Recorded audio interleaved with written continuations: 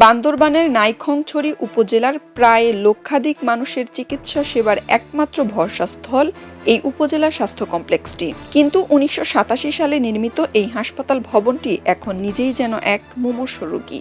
দীর্ঘ ৩৯ বছরে সংস্কারের ছোঁয়া না লাগায় বর্তমানে এর প্রতিটি দেয়াল ও ছাদে দেখা দিয়েছে ফাটল, খসে পড়ছে দেয়াল ও ছাদের প্লাস্টার।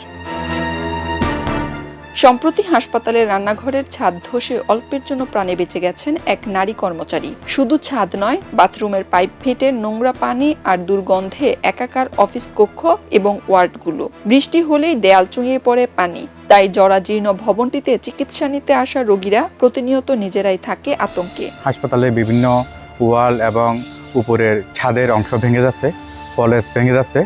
আমরা কর্তৃপক্ষকে এই বিল্ডিংয়ের ঝুঁকির কথা আমরা ঊর্ধ্বতন কর্তৃপক্ষকে আমরা অভিহিত করছি। পুরো হাসপাতালে পাকা পাকা হয়ে গেছে, এটা ভেঙে যাচ্ছে, আর বিদ্যুৎ শর্ট করে এটা বন্ধও হয়ে যাচ্ছে। এই ফাটল ধরা বিল্ডিংয়ের নিচে কাজ করতে গিয়ে আমরা সবাই স্বাস্থ্য ঝুঁকির মধ্যে আছি। কোনো একটা দুর্ঘটনা ঘটে, তাহলে আমরা যদি আহত হই তাহলে এমন অবস্থা দাঁড়াবে যে আমাদের চিকিৎসার জন্য আমাদের আরও অন্য স্বাস্থ্যকর্মীর প্রয়োজন হয়ে যেতে পারে। এদিকে বেশ কয়েকবার জানানোর পরও ভবনটি সংস্কারের উদ্যোগ না নেওয়ায় ঝুঁকি নিয়েই রোগীদের সেবা দেওয়ার কথা জানায় উপজেলা স্বাস্থ্য কর্মকর্তা। যে কোনো রোগী কিংবা রোগীর স্বজন কিংবা ডাক্তার কিংবা নার্স যে কারো শরীরের উপরে কি মাথার উপরে দিয়ে পড়ে, এটা ইনজুরি বা আহত হওয়ার সম্ভাবনা রয়েছে।